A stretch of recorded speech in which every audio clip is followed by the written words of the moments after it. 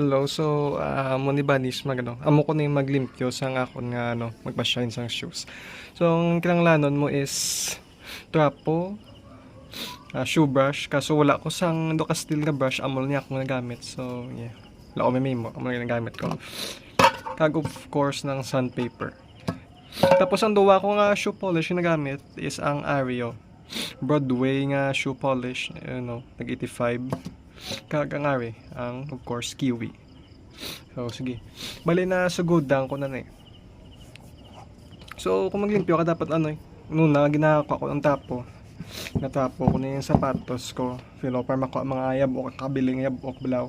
Pag matapos ko na tapo, gina-brushan ko nida yon. Pag afterwards na brush, amoy doon ginaliyahan ko na sandpaper. Pag after na sandpaper, ginabrushan ko liwat para makuha lang mga gagmay ng mga mga bilin-bilin kag natapuhan ko liwat. So ang una gid nimo nga step is of course trapo, brush, liya, brush, tapos tapo. Pag nimo mo na dapat ang imo nga shoes do ka hindi sa blas smooth do ka garasa. Now ang iya ni nga pagka-garasness, makabulig na sa pagtapik sa aton nga una nga shoe polish which is ang Broadway. So pag natapos mo na mo nga steps, i-apply ta na yung Broadway nga shoe polish. Sige, apply ta. So mo ni sa actually nga so nagamo ni kay testing ko ni sindihan sang una. I don't know wag sindihan ko pero nasindihan ko. So apply yon. So i-make sure nga ang tanan nga area nga gusto mo shinean, kutinga mo sang amo ni danay. This will act as our kumbaga first layer. Actually wala ako gapadamol nga layer amo lang ni say isa ka layer sang amo ni tapos isa ka layer din sang kiwi. So hindi ko na pagdasigon amo ta lang Gang rason gagamit ko sang Broadway nga wax una is just correct me if I'm wrong. Gabutang ko noon na sa una gid amo niya ko nabutang una per make it para hindi bala ma-damage yung leather amo niyang salo sa pagano ka leather.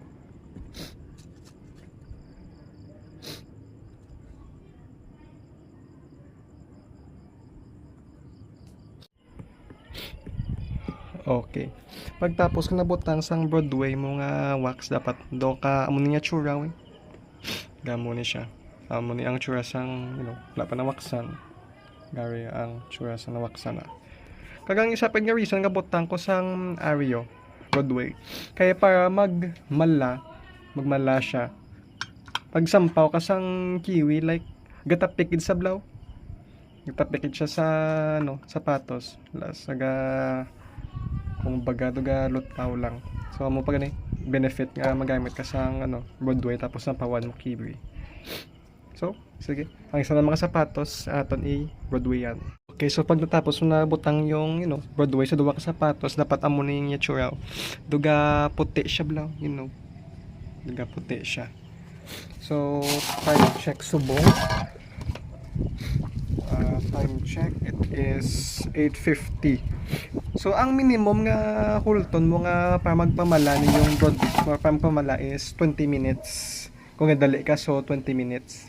Pero para mas safe, ipa 40 minutes mo nga dry. Kag para mas safe pagid, ipa 1 hour mo. So, since nga 8:50, mabalik ta mag 9:50. Kadi gani 40 minutes ta. Mabalik ta after 40 minutes. Okay, so time check, it is 9:40. Yung pa 50 minutes ko na. Kaya dali man ko magpahuway. So, once nga nagmala na yung Broadway mo, ma-apply na tayo yun sang kiwi. So, okay, apply yun ta. So, once na apply mo ng kiwi, dapat maamo ni ang iya nga itsura. Maamo ni si dapat ang iya nga itsura. So, kung mag-apply ka sang wax or na kayo mag-wax, yan mo muna nga movement to. Mo muna, yes. Mo muna, up, down, up, down, up, down, up, down. So, time check, it is 9:47. So, ipa 50 minutes naman gap po na. Persang gina. Okay, we shall wait 50 minutes for it to dry, tapos balik ta. Alright? See you! Okay. So, once namala na yung kiwi, it's time for the heat gun.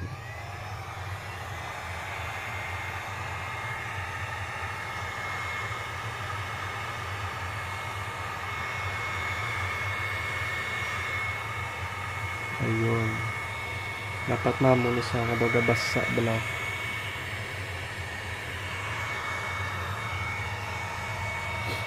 Dapat matunaw gud yung mga kikihanes.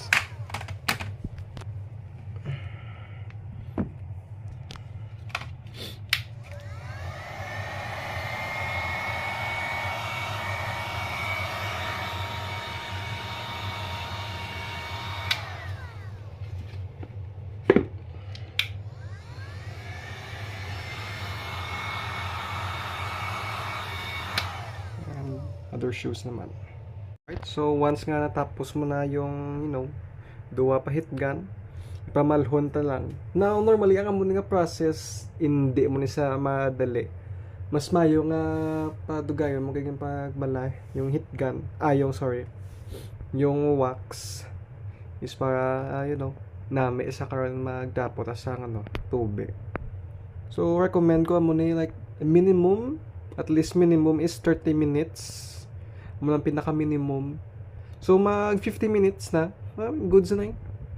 Pero ako, pa-minimum ko, yung pa-minimum ko, isa ka oras. Nahulat ko isa ka oras bago ako tapos sa tubig. Kaya muna isa yung kumbaga, the crucial step, the make it or break it. Kaya kung magtapo ka nga, hindi pa mala yung, yung wax, good luck kay maliwat agad na mahibi kagad. So amo lang nay amo sa yung pinaka crucial na step. So time check, it is 10:38, mag 11:30 babalik ta for water butang na tubig. Alright, ang time is 11:30, so it's time to na sa water droplets.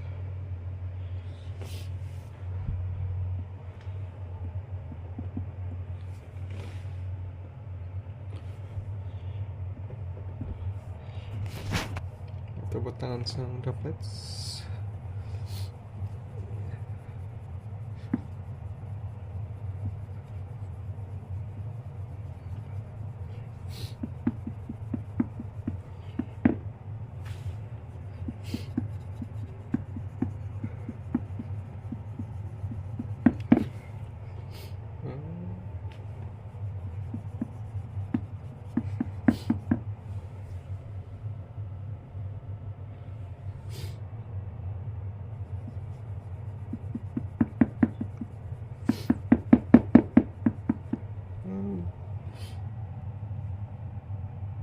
You can see gamat-amat na sa mirror shine.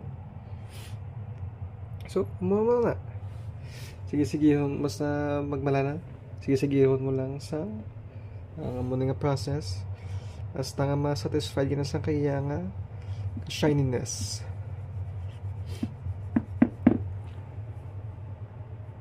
So, kung matapos na yung hibilogan nga process, amon na siya yung aftermath. Muna siya. Now, kung ako maglimpyo sapatos, actually, as you can see, lang limpyuhan sa likod because wala na gyapon nga check ni sir. Ang una mo lang na nasa likod ko lang like amunib lang, inamo ko lang sa likod. Okay lang, mas yung dapat hindi pa shine ng likod hindi na makita ni sir.